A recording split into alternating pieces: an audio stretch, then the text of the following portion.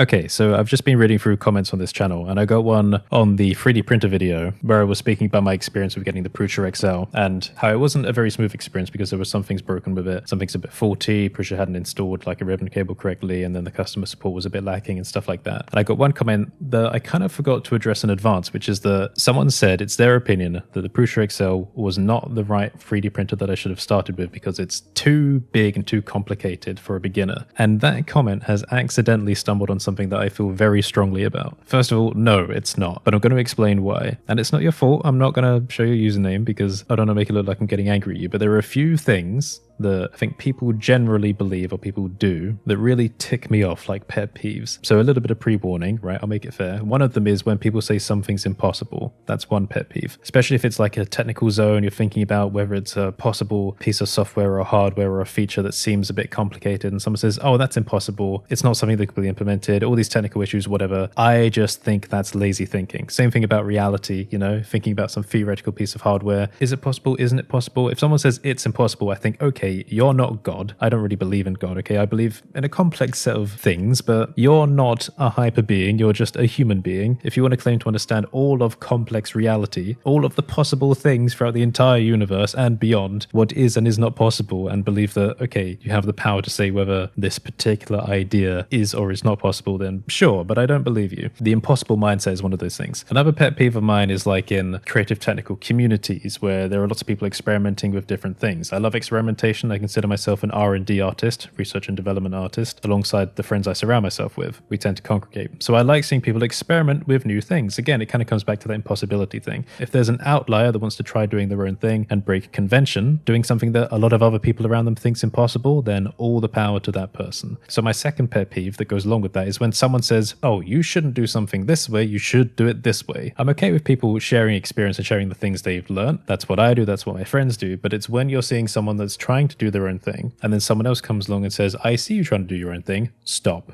That is a pet peeve that's really grinded my gears, and I've gotten into arguments with other people, other big creators about it in the past, and made up with one or two of them after the fact. But you can imagine it happens quite a lot because we get people that are really impassioned about very specific measurements with things like making money and stuff like that, and you can imagine the kind of hyper-masculine, toxic communities that form around that. I suppose in a way it comes back to YouTube a little bit with the watch retention cult and Mr. Beastification of things. So coming back to the first comment, this printer is too big for you as a beginner. Fuck no.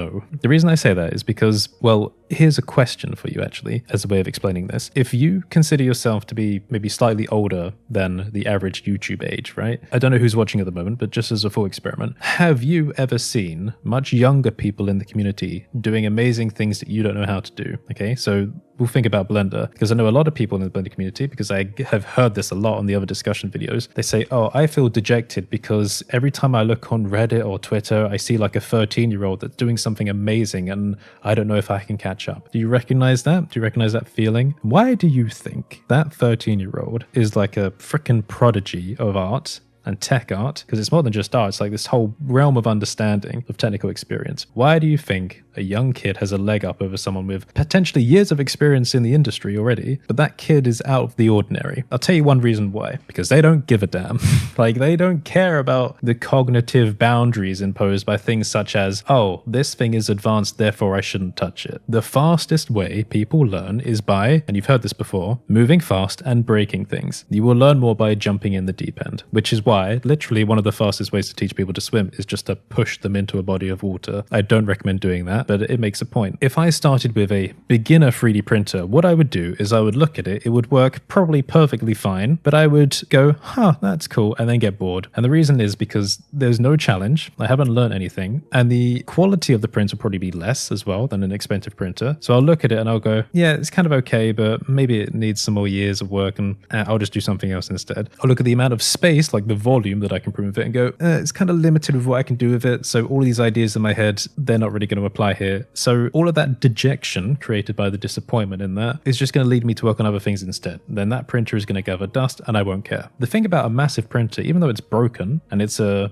beast to deal with in terms of like, you know, the customer support and getting things fixed, I have learned more in like the first 4 hours, first of all, because I had to finish the assembly on the printer, and then all of the customer support. I've learned more doing that than I would have done by using a safer, smaller printer. And now, because I've put in the effort into learning that, I'm more invested in it and I feel more excited about utilizing it for future projects. It doesn't just apply to this. Jumping into the deep end of things is something I am very passionate about, like with sharing with people. It is the fastest way you will possibly learn. And yes, sometimes you will trip up, and well, often you will trip up, especially if you're learning like a really deep skill set. Let's say you've never touched sculpting in 3D before and you're jumping into doing human anatomy. Yes, that's bloody difficult. And you may come away from that being very disappointed with your results. Everyone does. No one's first human looks anything like a human. But the point is, you are picking up more information than you would have done by going very slowly for a beginner tutorial, which is still useful. In fact, that's something I recommend, is going back and forth, jumping between beginner and expert. And not a lot of people do that. A lot of them tend to pick either one or the other, usually beginner. But I think mentally, you will learn more at a faster pace if you keep jumping between them. And actually, they can support each other, because oftentimes you might feel a little bit bored and unchallenged by doing something just completely beginner. By jumping into the deep end every now and again, you will get this realm of excitement again. You're suddenly amongst the gods of skill, and you're seeing where this effort could potentially lead. Likewise, if you're then getting disappointed that your results aren't great, you can then take a step back to the beginner work and then feel a bit more excitement, because now, compared to the tutor, the results are actually looking acceptable. So we're going kind of back and forth in these dopamine rushes. So I suppose another kind of harsh way to put this, rather more simply, is that I believe personally, and you don't have to follow this because every personality is different, but for me, R&D artist brain, I believe that purposefully restricting yourself to what you believe is your skill level is the death of intellect.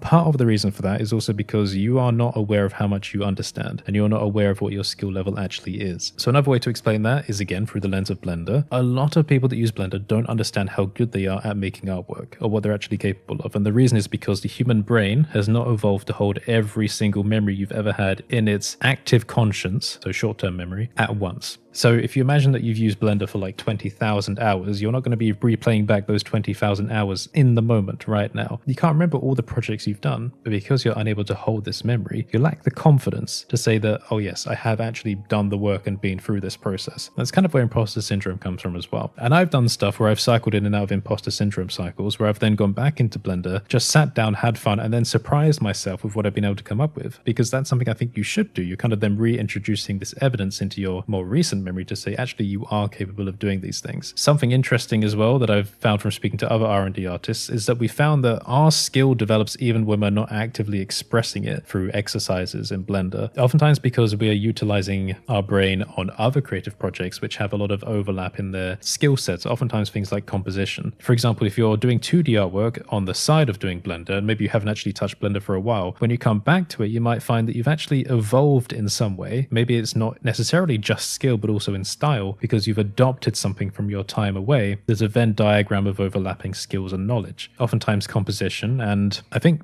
balance in general. Also, cognitive approaches to things. Oftentimes in videos like this, we speak about the psychology of work and creativity, and I've tried to outline how my brain works. My brain is definitely more functional when jumping into the deeper end of things than slowly walking in from the shallow end of something. When the path is clear, it's boring. That's another thing about the progression of technology as well. So let's imagine the entire linear, it's not a linear progression, but say the simplest to the most advanced 3D printer, and we assume that one of them has more innovative technologies. If you start on the simplest end, you can already see the path to the innovative technology. So you're kind of stuck in this redundant end of the space, even if it's still useful for producing things. But that's kind of disappointing, because then you feel like you already know how to upgrade. I don't want to feel like that. I want to work on the cutting edge of things, because that's where excitement lies. Now, literally, in the process of recording this video, that comment, I did respond to it. I said I absolutely disagree about the whole, this printer is too complex for a starter printer. And they responded with a very nice comment response as well. They said, everyone is unique in how they learn and what they hope to achieve for sure. I hope this works out for you. We'll be interested to hear your perspective a year from now. I pre-ordered an XL with 5 heads but cancelled before they were shipping because I got so cheesed off at the delays and figured the cockroach theory applies. So perhaps I have some lingering annoying bias as well, to be fair. I do love my Prusa Mark III, and customer support on that has been wonderful. The Mark IV looks pretty wonderful now that the input shaping works.